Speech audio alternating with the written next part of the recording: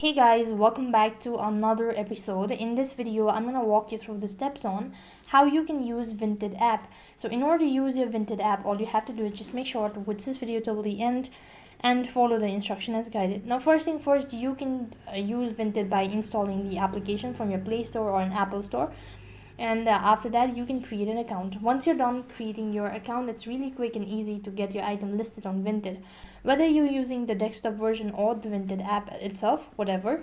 So all you have to do is just create an account and you can start uploading your photos if you're actually a seller.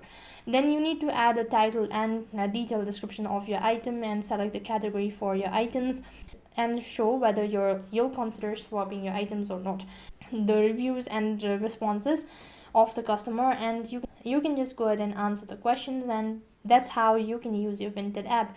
So in this way you can use a Vinted app. That is all for this video. I hope the video was helpful.